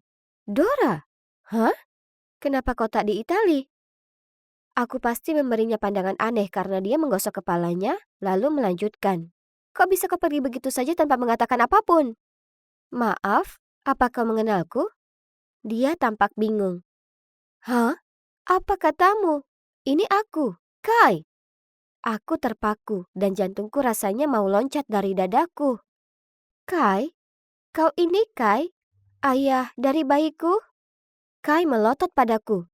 Bayi apa? Kau ini ngomongin apa? Tak satu pun ini masuk akal buatku juga. Jadi aku hanya berseru. Kau tahu, terjadi kecelakaan dan aku sekarang menderita hilang ingatan. Aku tak bisa mengingat apapun. Yaitu semua yang terjadi setelah Natal. Dan, ya, aku juga sedang hamil. Segera setelah aku selesai bicara, Kai berpaling melihat Cecilia, yang sangat gugup menggigiti kukunya. Cecilia, kenapa kau bilang padaku kalau Dora belajar di Itali? Dia memohon. Kai, tolong. Aku hanya tak ingin kau terjebak dalam kekacauannya. Kau pantas mendapat lebih dari ini, daripada dia. Apa? Jadi Cecilia sudah bohong padaku selama ini? Sementara dia sebenarnya tahu siapa ayah bayiku? Ya ampun, teman macam apa yang melakukan itu? Aku hendak berteriak padanya, kemudian Kai berkata, bagaimanapun Dora, aku minta maaf tapi bayi itu tak mungkin milikku. Karena kita hanya berciuman dan tak lebih. Ruangan itu rasanya mulai berputar. Aku bergegas keluar. Aku perlu waktu sendiri untuk mencerna ini. Jujur, aku merasa seolah seluruh dunia menentangku. Ingatanku tak bisa diandalkan, orang tuaku tak peduli, sahabatku mengkhianatiku. Dan sekarang aku tak tahu siapa ayah bayiku. Betapa tragisnya aku. Aku sampai di rumah dengan suasana hati sangat buruk. Tapi orang tuaku tetap saja terlalu sibuk dengan laptop mereka untuk tahu itu. Dengan nada dingin, ibu cuma berkata, "Sudah kau temukan siapa ayahnya?" Dengan diam aku menggelengkan kepala. Ayah mendengus. "Ya Tuhan, kepalamu ini gunanya cuma untuk gantungan topi atau apa? Kau sendiri yang menyebabkan masalah ini, jadi selesaikan sendiri." Kenapa mereka bicara seolah mereka peduli untuk membantuku?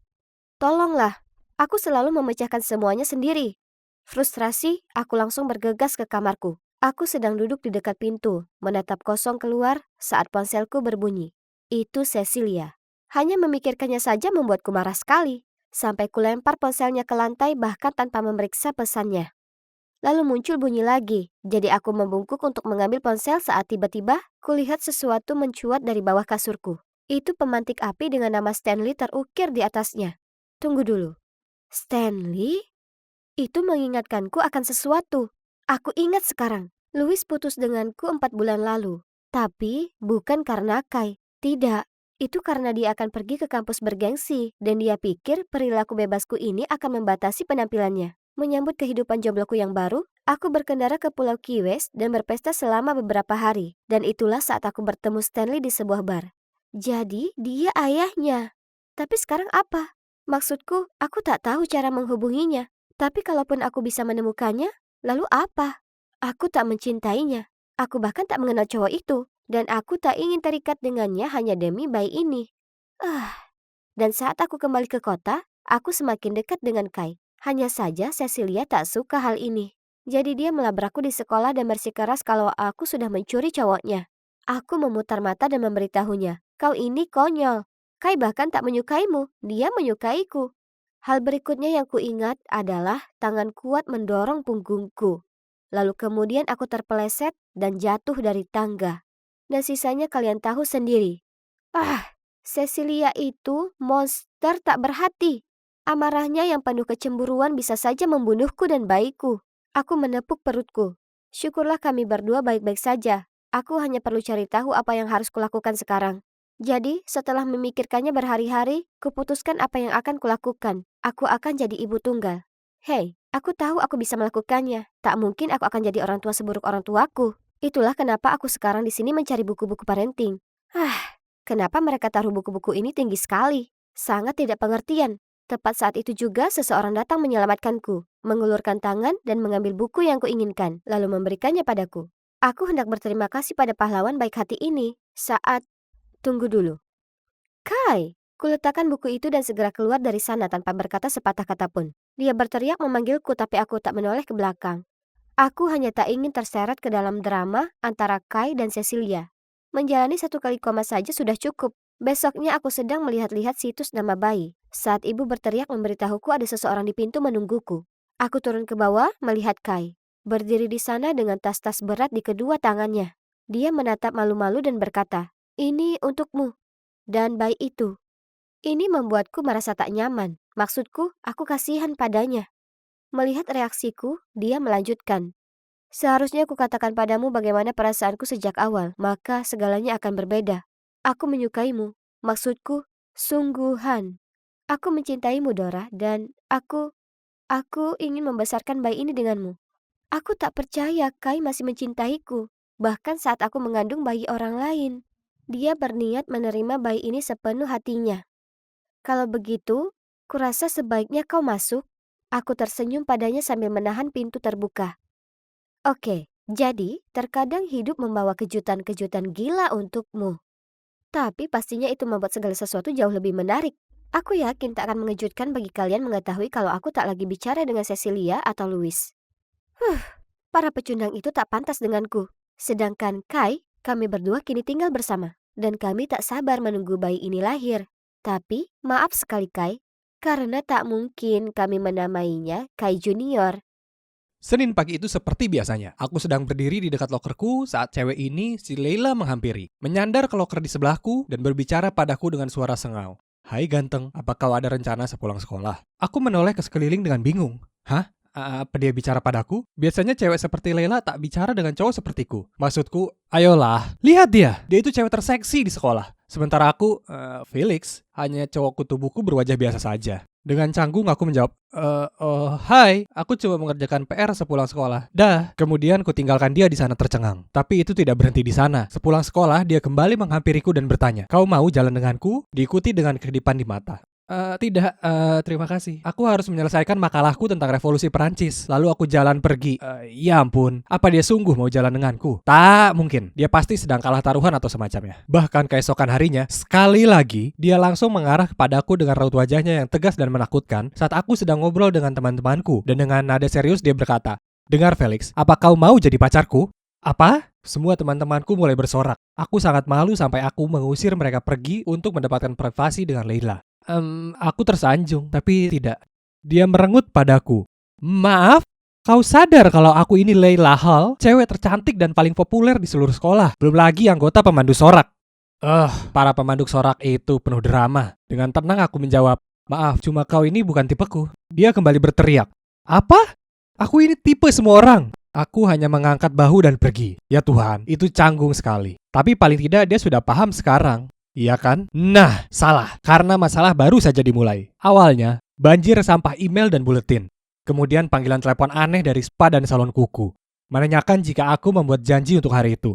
Saat jelas-jelas aku tak melakukannya. Melebihi itu semua ada akun Facebook palsu yang mulai menyebarkan fotoku yang tak menyenangkan. Mengupil saat di kelas bahasa Perancis.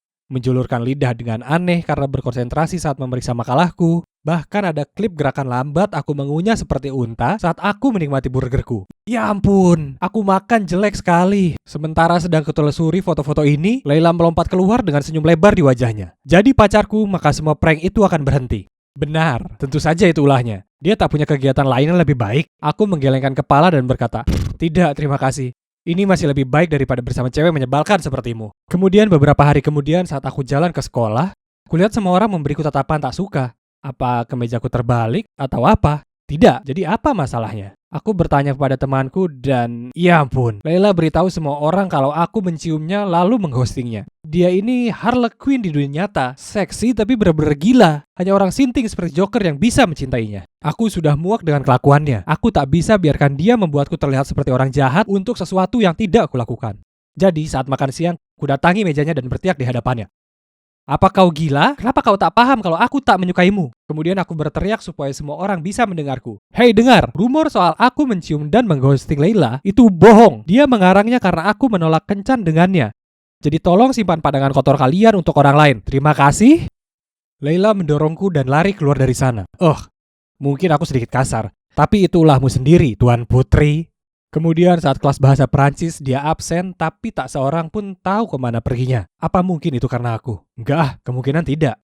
Tapi saat aku berjalan pulang, kulihat dia duduk sendiri di sebuah ayunan di taman bermain. Pergi saja Felix, cewek ini hanya membawa masalah. Aku berpikir dalam hati tapi ya ampun, dia kelihatannya sangat sedih.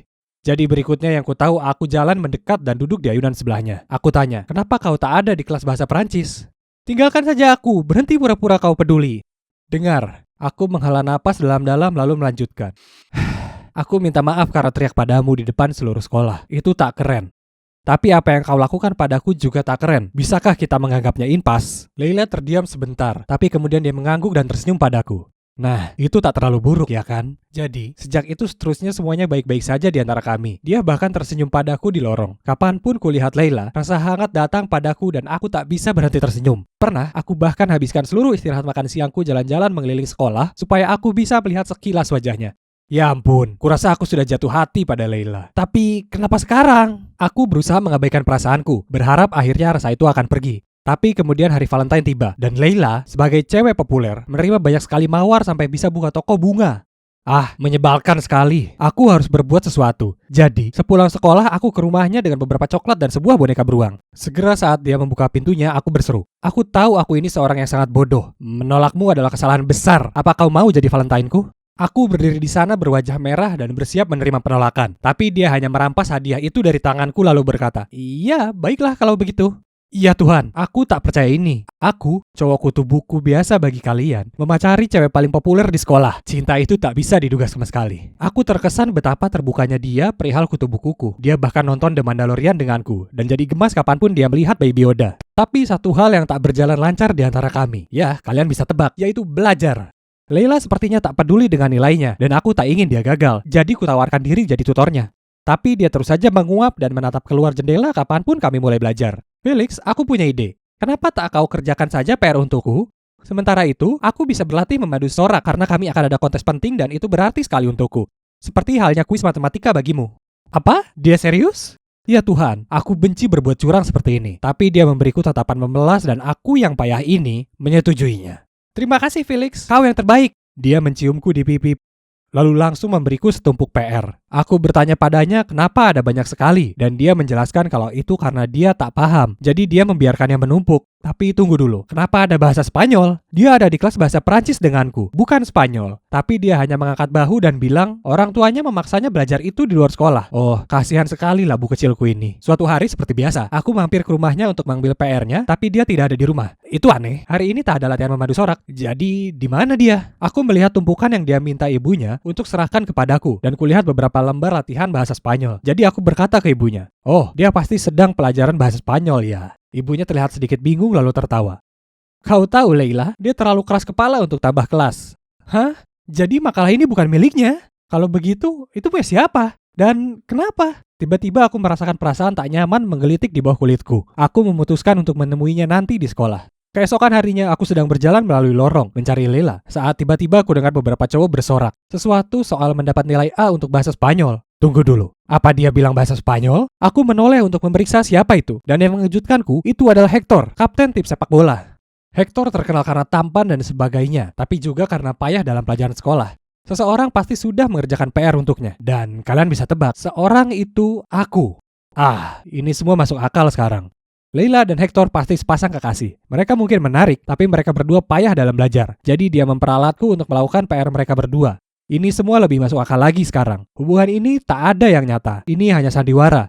Dan tak mungkin kubiarkan mereka lolos dari ini. Aku punya rencana sempurna untuk mengungkap mereka. Selama makan siang, aku duduk di meja paling dekat dengan Hector. Lalu aku mulai bermesraan dengan Leila. Aku menyuapinya kentang keju. Kemudian aku membelai rambutnya dan dengan suara keras berkata padanya betapa lembut rambutnya itu. Aku cepat melirik ke Hector, menunggu reaksinya. Tapi tak ada. Dia sepertinya lebih tertarik dengan burgernya daripada dia. Leila mengangkat alisnya padaku.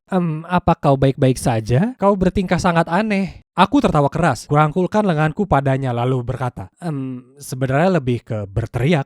Oh, karena kau ini imut sekali. Tapi kenapa masih tak ada reaksi dari Hector? Dia dan temannya bahkan bersorak. Dan di perjalanan dia keluar kantin, dia bahkan mengacungi jempol padaku. Leila juga tak terlihat terpengaruh sama sekali. Ya ampun, seseorang tolong telepon The Academy karena mereka berdua layak mendapat Oscar. Rencanaku gagal total. Ini sangat bikin stres. Aku terdiam dan Leila tahu dan memberiku pandangan bertanya-tanya.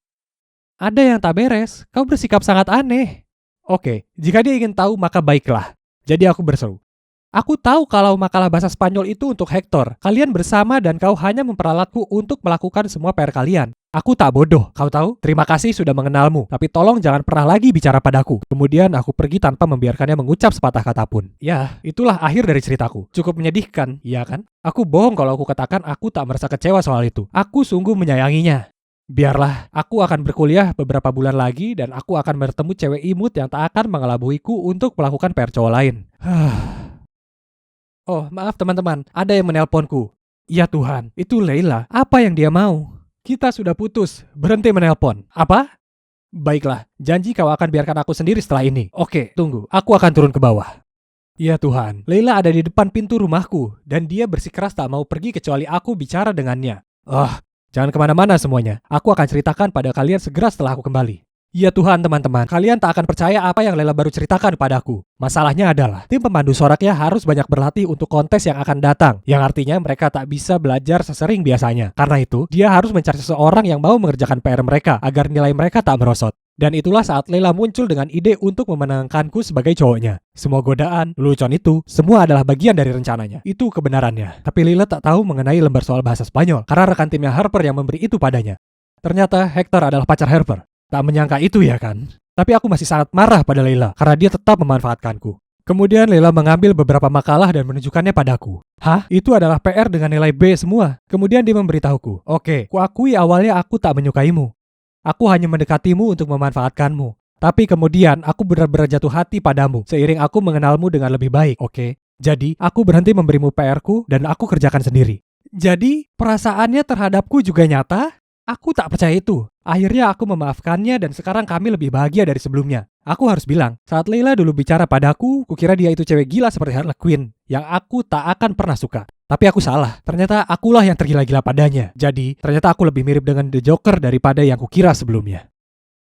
Oh, tidak. Aku baru saja menyiram teman masa kecilku Kevin dengan segelas kopi. Tapi saat ini aku sedang menjadi Liana jadi dia tidak mengenaliku. Karena dia cuma mengenaliku sebagai Kai. Bingung? Kalian harus menonton bagian 1 dan 2 terlebih dahulu.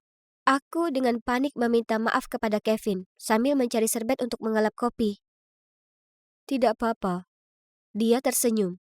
Aku balas tersenyum padanya. Ya, dia masih sama. Kevin yang baik hati dan manis. Tiba-tiba aku mendengar suara Diamond. Liana? Apa yang kamu lakukan? Kemudian dia muncul di samping Kevin dan dengan lembut menyentuh lengannya. Aku minta maaf, dia masih baru. Tidak apa-apa, ini salahku. Aku tidak melihat kemana arah jalanku. Ya, kamu selalu menyalahkan dirimu sendiri. Dia memberinya tatapan mata berbintang. Oh, jadi kalian berdua sudah saling kenal? Aku berpikir keras. Ya, Kevin dan aku kuliah bersama di OS. Aku memperkenalkan dia kepada ayah untuk proyek ini, karena aku yakin dia akan menjadi aset dalam proyek ini. Sekarang pergilah dan buatkan kopi baru. Diamond menatapku. Saat aku pergi untuk membuat kopi, aku bertanya-tanya tentang Diamond. Apakah dia menyukai Kevin? Oh tidak, gadis manipulatif itu tidak pantas mendapatkan pria manis seperti dia. Kemudian pada hari itu, kami mengadakan meeting di mana ayahku memperkenalkan Kevin sebagai pemimpin proyek. Kevin kemudian mengucapkan terima kasih dan mulai berbicara tentang visinya untuk proyek ini. Dan terlihat jelas bagaimana semua cewek di ruangan itu tidak bisa mengalihkan pandangan darinya, termasuk Diamond. Keesokan harinya sepulang kerja, aku mengikuti Kevin ke tempat parkir dan meneriakkan namanya. Ketika dia berbalik dan melihatku, dia tersenyum dan aku langsung merasa hangat di dalam. Aku punya sesuatu untukmu, misalnya permintaan maaf karena telah merusak baju terakhirmu. Aku memberinya baju baru. Kurasa aku menebak ukuranmu dengan benar. Terima kasih, kamu benar-benar tidak perlu melakukan ini. Dia tampak tersanjung saat mengambilnya dariku. Ya, ukurannya sudah pas. Luar biasa. Komentarnya membuatku tersenyum sendiri. Hidup sebagai anak laki-laki selama bertahun-tahun setidaknya membuatku memahami ukuran badan mereka. Aku melambaikan tangan padanya dan mulai berjalan pergi, tapi dia berteriak. Tunggu, apa aku boleh mengetahui nomor teleponmu? Pastinya. Mukaku memerah sekali saat itu. Dan setelah itu kami mulai saling mengirim pesan, dan setiap kali ponselku berbunyi memperlihatkan namanya, aku mendapati diriku melakukan gummy smile ini. Sayangnya aku tak bisa bertahan dalam gelembung cintaku dengan Kevin selamanya. Sebaliknya, aku harus menghabiskan hari-hariku diperintah oleh Diamond. Suatu kali, dia memerintahkanku untuk merevisi laporan yang sudah aku ulang 2 kali. Tiba-tiba Kevin berjalan mendekat mengambil laporan itu dan berkata, "Oh, yang ini, kamu telah melakukan pekerjaan dengan baik. Tidak perlu mengubah apapun." Diamond tampak marah karena merasa diremehkan dan aku tidak bisa menyembunyikan ekspresi sombongku.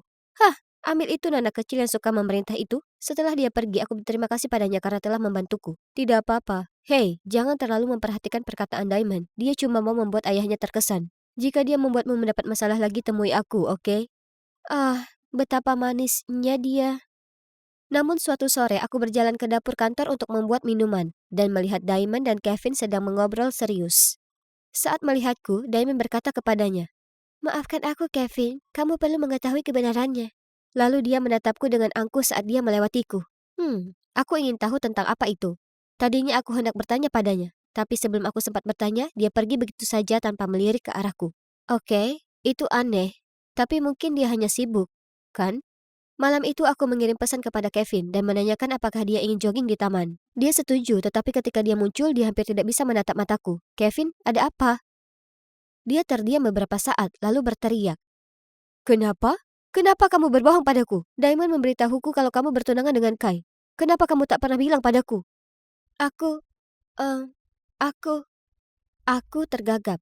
Tapi dia hanya bergumam lalu pergi. Aku berdiri di sana tanpa berkata-kata dan bertanya-tanya bagaimana aku bisa keluar dari kekacauan ini. Jika ini belum cukup buruk, saat aku sedang dalam perjalanan pulang, ponselku berbunyi. Itu adalah pesan dari Diamond.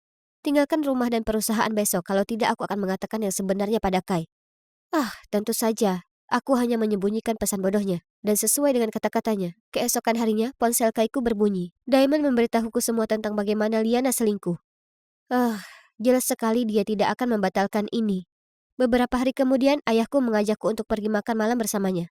Sehingga dia bisa mengenalku lebih baik sebelum aku menikah dengan putranya. Aku pikir ini manis untuknya, jadi aku setuju. Selain itu, adalah kesempatan bagus untuk menguji keadaannya, mencari tahu apakah dia sudah siap menghadapi kebenaran. Kami berbasa-basi sambil menikmati hidangan pembuka, lalu tiba-tiba ayah meletakkan garpunya dan bertanya kepadaku, "Bagaimana kabar Kai?" Sungguh memalukan untuk mengakuinya, tetapi kami semakin menjauh selama bertahun-tahun, dan itu semua salahku.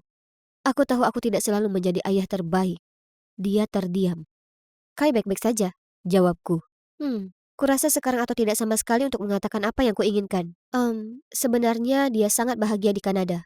Dan dia punya impian besar untuk menjadi seorang arsitek. Oh, aku tidak tahu itu. Dia menundukkan kepalanya. Aku hanya berpikir dia ingin mewarisi perusahaan suatu hari nanti. Hatinya tidak ada di perusahaan ini.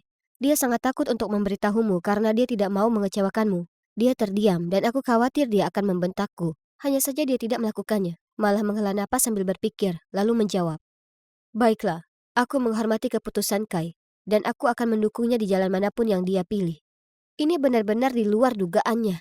Aku sangat kaget sehingga aku meninggalkan tempat dudukku untuk memeluknya, dan aku memberitahunya akan kusampaikan ke Kai. Sekarang aku akhirnya tahu betapa ayah sangat mencintai Kai, yang berarti dia juga mencintaiku, kan? Aku perlu waktu yang tepat untuk mengatakan yang sebenarnya padanya. Keesokan harinya, dalam perjalanan pulang kerja, aku menerima telepon panik dari ibu. Ternyata Diamond sudah memberitahu semua anggota keluarga bahwa aku selingkuh dari Kai. Saat aku mencoba memikirkan apa yang harus kulakukan selanjutnya, ayah mengirim pesan ke telepon Lianaku dan memintaku segera pulang. Dalam perjalanan pulang, aku memikirkan apa yang akan kukatakan padanya. Astaga, ini menakutkan. Jika terjadi kesalahan, ibu dan aku bisa saja tidak diakui. Aku mengetuk ruang kerjanya dan dengan nada serius dia berkata, "Masuk." Lalu setelah melihat aku, dia melanjutkan, "Liana, Diamond sepertinya bersikeras kamu berhubungan dengan Kevin di belakang anakku. Tolong jelaskan semua ini." Aku menarik napas dalam-dalam, lalu berseru, "Masalahnya, aku tidak selingkuh dari Kai karena, ya, aku Kai." Kemudian dengan suara Kai, aku melanjutkan, sambil melepas wigku secara perlahan. "Sebenarnya aku bukan seorang laki-laki. Sebaliknya aku perempuan, tapi ibu tidak ingin aku kalah dari Diamond. Jadi dia membuatku berpura-pura menjadi laki-laki." Dia sangat terkejut hingga dia bersandar di kursinya dan hampir terjatuh ke belakang. Aku menjelaskan kepadanya kenapa ibu dan aku melakukan apa yang kami lakukan. Sungguh melegakan, akhirnya beban itu lepas dari pundakku. Aku tahu ayah perlu waktu untuk mencerna banyaknya informasi ini. Jadi aku memakai kembali wigku dan pergi mencari ibu. Dia mondar-mandir di kamarnya dengan cemas. "Aku sudah bilang padamu untuk ekstra hati-hati di sekitar Diamond. Sekarang bagaimana kita bisa melaksanakan rencana ini?" "Jangan khawatir, Bu. Aku sudah menemukan cara untuk mengatasi kekacauan ini." Aku menghiburnya, tapi tidak memberitahu dia bahwa aku sudah mengatakan yang sebenarnya kepada ayah karena itu hanya akan membuatnya semakin cemas. Beberapa hari berikutnya, ayah masih bersikap normal, seolah tidak terjadi apa-apa. Dan ketika aku masuk ruang makan untuk makan malam, aku melihat wajah Diamond menunduk. Dia jelas mengira ayah akan mengusirku sekarang. Dia membanting tinjunya ke meja dan berteriak pada ayah, "Kenapa dia masih di sini?" Mengabaikannya, dia meminta kakek untuk memberinya kuah. Hal ini hanya membuat Diamond semakin marah dan dia menunjuk ke arahku dan berteriak, "Dia selingkuh dari Kai. Usir dia dari rumah ini." Aku meletakkan peralatan makanku dengan tenang berdiri. Dan dengan suara percaya diri berkata, "Sebenarnya, aku adalah Kai." Hah, itu layak dilakukan hanya untuk melihat reaksi semua orang. Ibuku menjadi pucat pasi. Diamond tercengang, sementara kakek dan nenekku menempel di meja karena terkejut. Setelah aku menjelaskan semuanya kepada mereka secara lebih rinci, Diamond adalah orang pertama yang menjawab. "Jadi kamu dan ibumu berbohong kepada semua orang? Ini tidak bisa diterima. Keluar dari rumah ini." Ibu yang malang tampak sangat malu. Dia tidak bisa menatap mata ayahnya saat dia bergumam, "Jangan salahkan Liana, dia masih kecil. Ini adalah kesalahanku." Lalu dia menarik lenganku dan berbisik kepadaku bahwa kami sebaiknya pergi. Diamond mencibir, "Para pembohong itu kamu pantas mendapatkannya. Apa kamu bisa diam? Kalau tidak, aku sarankan kamu pergi saja." Ayah menatap Diamond dengan tegas. Ini mengejutkannya, dan dia kembali duduk dalam diam. Aku telah membuat banyak kesalahan selama bertahun-tahun, dan karenanya aku mempunyai banyak penyesalan. Aku egois dan bukan orang yang baik. Dia menatap ibu. "Aku sedih mengetahui bahwa kamu merasa seolah-olah tidak punya pilihan selain berbohong kepadaku. Aku mencintaimu, tapi aku tahu caraku memperlakukanmu sangat kejam. Aku sangat menginginkan seorang anak sehingga aku mencari kenyamanan pada orang lain." Aku tahu aku tidak ada untukmu dan Kai, Liana, saat kamu membutuhkanku. Sekarang jika kamu memperbolehkan, aku ingin menebus kesalahannya. Diamond melompat berdiri begitu cepat sehingga seluruh meja bergetar. Dia berteriak, "Ini omong kosong!" Lalu dia bergegas pergi. Jadi, itu memang penting. Tapi akhirnya, semua orang tahu kebenarannya yang berarti aku dan ibu tidak perlu berbohong lagi. Dan yang terbaik dari semuanya, aku tidak perlu berpura-pura menjadi Kai lagi. Minggu berikutnya aku sedang berjalan-jalan di sekitar rumah ketika aku melihat Diamond di kamarnya sedang berkemas. Aku melangkah masuk dan dia berkata, "Aku akan menghilang dari pandanganmu dalam sekejap. Jangan khawatir. Aku akan berangkat ke Miami." Aku berlutut di sampingnya. "Aku tidak ingin kamu pergi. Bagaimanapun, kita adalah saudara." Dia menatapku dengan mata terbelalak. Tapi aku sangat jahat padamu. Kamu pasti telah melalui banyak hal dipaksa hidup sebagai laki-laki. Ya, memang terkadang sulit, tapi tidak apa-apa. Aku bisa menjadi diriku sekarang." Aku tersenyum. "Aku tahu aku jahat. Aku minta maaf. Aku rasa aku selalu merasa seperti orang luar. Aku tahu ibuku ingin aku mengklaim apa yang menjadi hakku. Dan aku merasa sangat tertekan karena aku bukan tandingan Kai.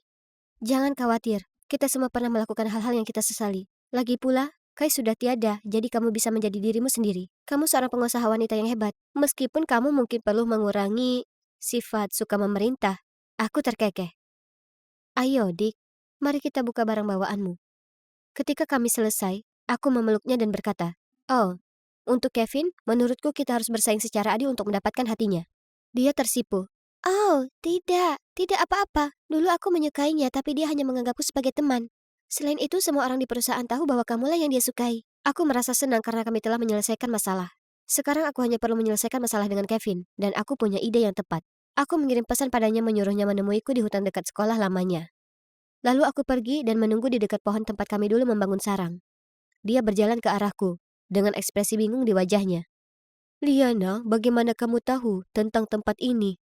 Dia duduk di sebelahku dan aku berkata, "Aku sering datang ke sini bersama sahabatku saat aku masih kecil. Dia anak yang manis, dia tidak pernah menghakimi atau meragukanku. Aku selalu sedih karena tidak bisa mengucapkan selamat tinggal padanya. Aku bisa melihat pikiran Kevin berdetak kencang. Saat itulah aku melepas wigku, menyeka riasanku, lalu memberikannya setengah batang permen dan berkata, "Sudah lama sekali, tapi aku berhutang budi padamu."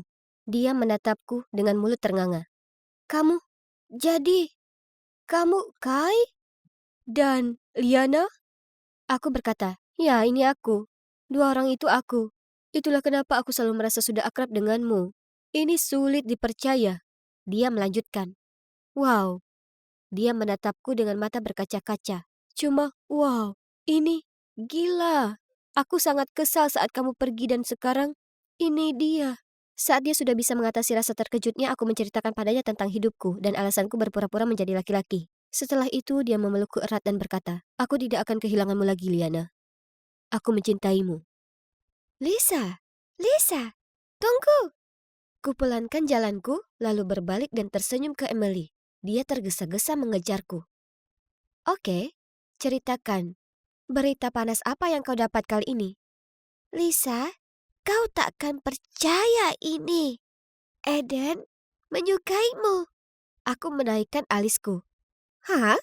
Kau bercanda kan?" "Tidak." Dengan marah dia gelengkan kepalanya. "Itu benar. Kemarin sore, sepulang sekolah aku lewat lapangan basket. Dan aku tak sengaja dengar cowok-cowok ngomongin itu." Kurasa kau mungkin salah dengar, teman." Saat kulanjutkan perjalanan ke sekolah, aku tak bisa berhenti memikirkan kata-kata Emily. Seolah-olah Eden Woodson, cowok paling populer di seluruh sekolah, menyukaiku? Tak mungkin. Apa kami bahkan pernah saling bicara? Oh iya, pernah sekali di perpustakaan dia mau minjam penaku. Belum lagi mantan ceweknya, Sarah, merupakan kapten tim pemandu sorak. Jadi, ya, kalian sudah pasti tahu betapa cantik dan populernya dia. Mereka putus hanya karena dia pindah. Sementara, lihat aku. Bakat? Wah, kemampuan koordinasiku nol. Berkat jarak pandangku yang pendek. Cantik? Enggak. Dan kacamata super tebalku ini tak membantu dalam hal ini. Satu-satunya yang aku kuasai adalah belajar. Dan itulah kenapa aku ditugaskan jadi ketua kelas. Sekarang pikirkan cepat, seorang pemandu sorak lawan ketua kelas? Nah kan, sudah jelas. Di sepanjang hari itu, Emily tak hentinya bersikeras kalau yang dia dengar itu benar.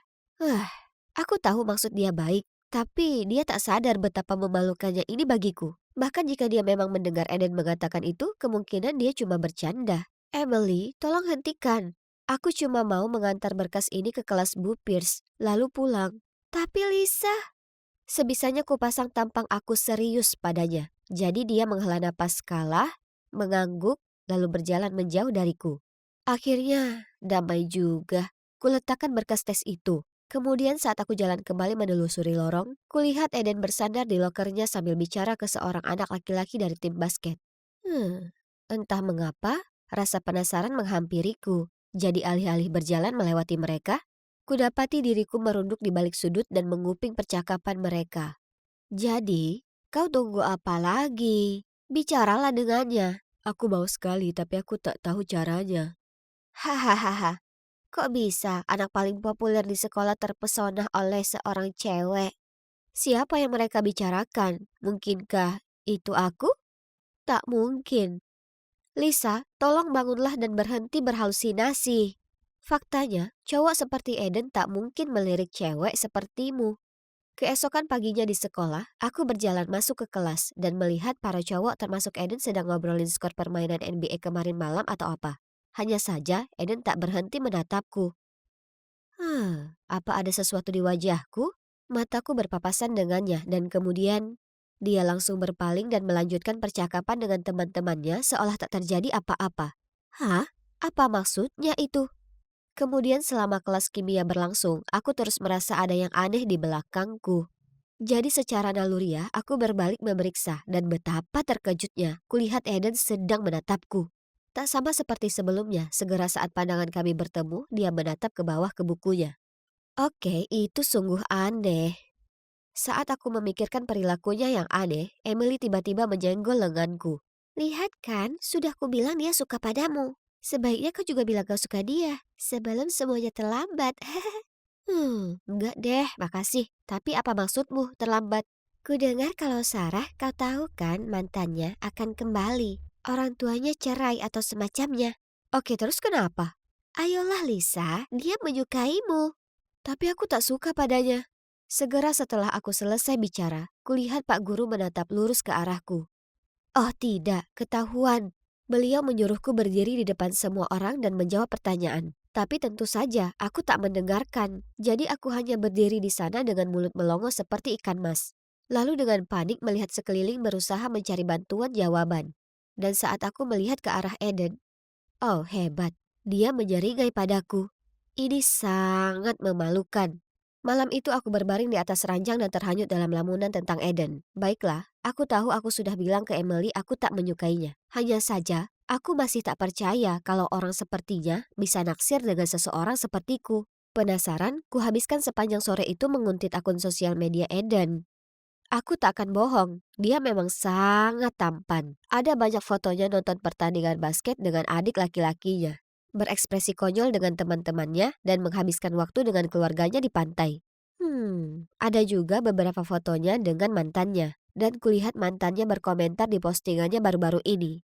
Aku sungguh berharap aku cukup berani untuk memulai percakapan dengannya. Atau sekedar bertanya apa dia masih saling berkabar dengan mantannya. Tapi itu akan terasa janggal, ya kan? Tapi, coba tebak. Aku benar-benar tak percaya. Keesokan paginya, wali kelasku masuk. Dan yang di belakangnya adalah Sarah. Oh tidak, seharusnya ku dengarkan Emily perihal ini. Jadi apa ini artinya Eden akan kembali bersamanya?